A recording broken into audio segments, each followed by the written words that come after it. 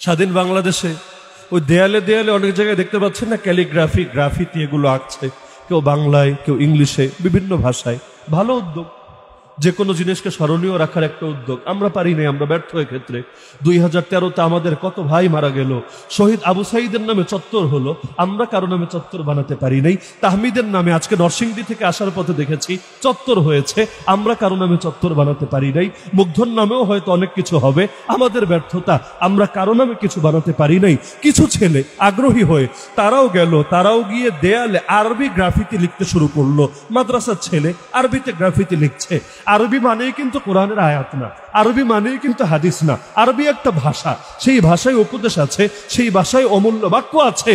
দেখা গেল সেই তথাকথিত সুশীল এক শ্রেণী এসে বাধা দিল, খবরদার, 52 তো কি রক্ত দিয়েছে আমরা যে বাংলাদেশে এখন দেয়ালে আরবি লেখা হবে, এটার জন্য লিখতে মনে চাইলে আফগানিস্তান চলে যা। আরে তোদেরকে পয়সা দেয় কে? তোরা কি জঙ্গি? হ্যাং ট্যাং, নাউযুবিল্লাহি মিন যালিক। আরে যদি বাংলাদেশের দেয়ালে ইংলিশ লেখা হয়, এতে বৈষম্য হয় না, এতে চেতনায় আঘাত লাগে না, এতে 52-তে কিসের জন্য রক্ত দিয়েছে এটা মনে পড়ে না। খালি যদি আরবি দেখে, উর্দু না, উর্দু ধরলাম তাও পাকিস্তানের সঙ্গে মিলে যায়, অ্যালার্জি থাকতে পারে, কিন্তু আরবি তো কোরআনের ভাষা, আরবি তো হাদিসের ভাষা, আরবি তুই মরার পর তোর মুখেরও ভাষা। এমনকি এই যে কবরের মধ্যে প্রশ্নোত্তর করা হবে, চাইনিজ ভাষায় না? আরে কে চাইনিজ ভাষায় না? জাপানিজ ভাষায় তো অবশ্যই। কোন ভাষায় করবে আল্লাহ ভালো জানে। অনেকে বলতে চেয়েছে যে আরবিতে করবে, এমনকি বাক্যগুলো যেগুলো নবী আমাদেরকে শিখিয়েছেন সেগুলো তো আরবি। মান রব্বুকা, তোমার রবকে, এটা কি ইংলিশ? মা দীনুকা, তোমার ধর্ম কি, এটা কি ফ্রান্সিস? আরে মান হাদার রাজুলুল্লাযী বুইসা ফীকুম, এই মানুষটা কে যাকে তোমাদের মধ্যে পাঠানো হয়েছে? আরে এটা কি জাপানিজ? কিছুই তো না। তাহলে আরবি নিয়ে এত অ্যালার্জি কিসের জন্য? তাহলে অনেক ক্ষেত্রে এরকম আচরণ দেখা যায় নাকি যায় না? আরে যায় নাকি যায় না? যতদিন পর্যন্ত এই বৈষম্যগুলো দূর করা যাবে না, ততদিন পর্যন্ত বিজয়ের স্বাদ আস্বাদন করতে পারবে না।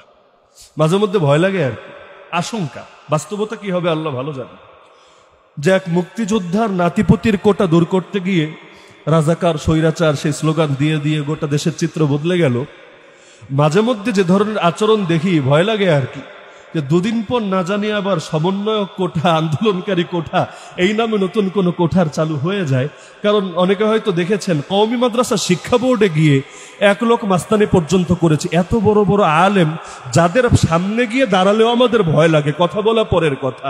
মাওলানা মাহফুজুল হক সাহেব, শাইখুল হাদিস সাহেবের পুত্র, কথা বলতে গেলে আমাদেরও তো ভয় লাগে, বাস্তব কথা যেটা। কিন্তু দেখা যাচ্ছে সাধারণ ছেলে গিয়ে সমন্বয়ক পরিচয় দিয়ে হায় রে হুমকি, হুজুর যদি নিজের ইজ্জত বাঁচাতে চান কমিটি বিলুপ্ত করেন, যদি নিজের ইজ্জত বাঁচাতে চান এই করেন সেই করেন। আবার দেখা যাচ্ছে ডাক্তার সাহেব যাচ্ছে পিটিয়ে তাকে রক্তাক্ত করে ছাড়ছে। আজকে আমার নিজের যে অবস্থা শিকার হতে হয়েছে এখানে আসতে গিয়ে, 100 মিটার পর পর হুজুর কাগজ দেখান, এই নাও কাগজ, দেখো তোমার কাগজ মোবারক। আচ্ছা তোমার কাগজ দেখার অধিকার আছে? হুজুর অধিকার তো অধিকার বুঝি না, দেখাতে বলেছে দেখানো লাগবে। ঠিক আছে, জোর যার মুল্লুক তার, নাও দেখো। 100 মিটার পর হুজুর কাগজ দেখো, চলছে এভাবে। তা আমি বলছিলাম আল্লাহর ভয়ে যদি দিলে ঢুকাতে না পারেন, খালি লোকই চেঞ্জ হবে, কাজের কাজ কিচ্ছু হবে। তাহলে 1 নম্বর কাজ কি? নামাজ কায়েম করা। 1 নম্বর কাজ কি? এখানে যারা আছেন আমি প্রত্যেকের থেকে আশা করি আল্লাহর ওয়াস্তে, আল্লাহর ওয়াস্তে, আল্লাহর ওয়াস্তে, আপনারা দেশের ক্ষমতা পান নাই ঠিক আছে, কিন্তু ঘরের ক্ষমতা তো আপনাদের আছে নাকি? আপনার ঘরে আপনার ক্ষমতা নাই, সব ক্ষমতা নারী নেতৃত্বে চলে গিয়েছে, এমন নাকি? না, ক্ষমতা আছে। যদি থাকে প্রত্যেকে নিয়ত করতে পারবেন না যে আমার ঘরে, পুরো দেশে না পারি, আমার ঘরে এই নামাজ কায়েমের আমল আমি শুরু করব। আগে নিজের ঘর ঠিক, তারপর গোটা দেশ ঠিক। শুরু করতে হবে নিজেকে দিয়ে, না হলে জিন্দগিতেও সমাজ পরিবর্তন হবে না। এতটুকু আশা আমি সবার থেকে করতে পারি তো ইনশাআল্লাহ? পারি তো ইনশাআল্লাহ? যে আমার ইচ্ছাকৃত ভাবে 1 ওয়াক্ত নামাজও ছুটবে না। হ্যাঁ, যদি কখনো ভুলে ছুটে যায়, ভুলে মানে হলো অ্যালার্ম দেওয়া ছিল কিন্তু ঘুম ভাঙে নাই, কিন্তু ইচ্ছা ছিল, ইচ্ছায় কোনো কমতি ছিল না, ঘুম থেকে উঠে কাজা পড়ে নেন, আল্লাহ মাফ করে দিতে পারেন। কিন্তু ইচ্ছাকৃত ভাবে জেনে বুঝে কখনোই নামাজ ছাড়বেন না। পারবেন তো ইনশাআল্লাহ? 2 নম্বর দায়িত্ব আল্লাহ দিয়েছেন, শুধু নামাজই না, আতাউ যাকাত, তারা যাকাত আদায় করে, ইসলামী অর্থনীতি পরিচালনা করে। এখন তো বাংলাদেশের অর্থনীতি হয়ে গিয়েছে সুদ নির্ভর। কাকে দোষ দিবেন আপনি? বিশেষ ব্যক্তিকে নিয়ে বলে লাভ নেই যে হুজুর অমুক কি সুদখোর, তাকে তো আমাদের অমুক নেতা নেত্রী তারে বারবার সুদখোর বলে গালি দিত। সুদখোর না কেড়ে ভাই, বাংলাদেশের অর্থনীতির মেরুদণ্ডই তো সুদ। এই যে ব্যাংকিং সেক্টর চলে কিসের উপরে, শেয়ার বাজার চলে কিসের উপরে, বীমা প্রতিষ্ঠানগুলো চলে কিসের উপরে, এই যে কিস্তি ঘরে ঘরে কিস্তি চলে কিসের উপরে, সার্বজনীন পেনশন স্কিম একটা ঘোষণা করেছিল কিসের উপরে, সুদ। এমনকি যারা মোবাইল ব্যাংকিং করেন, ব্যাংকে অ্যাকাউন্ট লাগবে না, মোবাইল ব্যাংকিং বিকাশ আছে তো হয়তো সবার পকেটে পকেটে, যদি আপনি এটাকে ম্যানুয়ালি সুদ অফ না করেন আপনার অজান্তে এখানেও আসে সুদ। ওই যে বলবেন হুজুর বেশি টাকা রাখি না, 10 টাকা 20 টাকা তো থাকে, দেখবেন কয়েক মাস যাওয়ার পরে 0.01 এই এতটুকু যে দেওয়া হলো, যেটা দিয়ে একটা চকলেটও খাওয়া যাবে না, একটা চুইংগামও খাওয়া যাবে না, কিন্তু এই যে এতটুকু সুদ যে আপনার সঙ্গে মিশে গেল, কিয়ামতের দিন কি জবাব দিবেন আল্লাহর কাছে? তাহলে সুদ ভিত্তিক অর্থনীতি দিয়ে কখনোই মুক্তি আসবে না।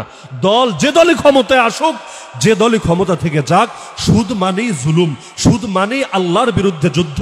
সূরা বাকারায় আল্লাহ বলে দিয়েছেন সুদ মানেই নিজের আপন মায়ের সাথে জিনা করার সমান। তো যেই জাতি নিজের আপন মায়ের সাথে জিনা করে, যেই জাতি আল্লাহর বিরুদ্ধে যুদ্ধে নামে, আরে যেই জাতি এত বড় জুলুমে লিপ্ত থাকে, তাদের উপর রহমত আসবে কিভাবে, বরকত আসবে কিভাবে? আর আল্লাহ যদি রহমত আর বরকত না দেন, কারো সাধ্য নাই দেশের মধ্যে শান্তি প্রতিষ্ঠা করবে। তাহলে ইসলামী অর্থনীতি কায়েম করা লাগবে নাকি লাগবে না? বলবেন হুজুর আমি তো অর্থমন্ত্রী না সাইফুর রহমান সাহেবের মতো, অথবা আমি তো রাষ্ট্রীয় কোনো গুরুত্বপূর্ণ দায়িত্বও নেই, বয়ান আমাকে দিয়ে কি লাভ? আপনাকেও একটা ঘরের অর্থনীতি চালাতে হয়। হুজুরই হন, সাধারণ মানুষই হন, প্রত্যেকের ঘরের অর্থনীতি আপনারা চালান নাকি চালান না? আল্লাহর সঙ্গে শপথ করেন, আল্লাহ যতদিন বেঁচে আছি ইনশাআল্লাহ আমার রক্তের সঙ্গে এক ফোঁটা হারামও মিশ্রিত করব না। কারণ হারাম পোশাক হলে 2 দিন পর নয়তো ফেলে দিলেন, হারাম কোনো পয়সা থাকলে 2 দিন পর নয়তো দান করে দিলেন, কিন্তু যেটা আপনি খাবেন, যেটা শরীরের মধ্যে ঢুকবে, আরে ভাই এটা তো রক্তের সঙ্গে গোশতের সঙ্গে মিশে যাচ্ছে। পরবর্তীতে কিভাবে আপনি নিজেকে পবিত্র করবেন? রক্ত আর গোশত তো কেটে নিজের থেকে আলাদা করতে পারবেন না। সিদ্দিক আকবর আবু বকর রাদিয়াল্লাহু আনহু একদিন তার অনেক প্রচন্ড ক্ষুধা লেগে গিয়েছিল, গোলাম খাবার দিল, তিনি খেয়ে ফেললেন। অন্যান্য সময় গোলামকে জিজ্ঞাসা করতেন যে এটা কোন পয়সা থেকে তুমি এনেছো, অথবা কোন জায়গা থেকে তুমি সংগ্রহ করেছো।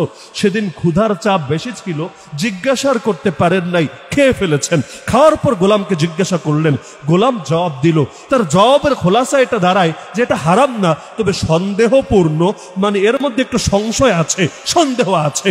সঙ্গে সঙ্গে আবু বকর রাদিয়াল্লাহু আনহু গলার মধ্যে হাত ঢুকিয়ে দিলেন, বমি করে সবকিছু ফেলে দিলেন, আল্লাহর কাছে তওবা করলেন যে আল্লাহ এটার দ্বারা যদি আমার রক্ত মাংস গঠিত হতো, আমার পরিণতি কতই না খারাপ হতো।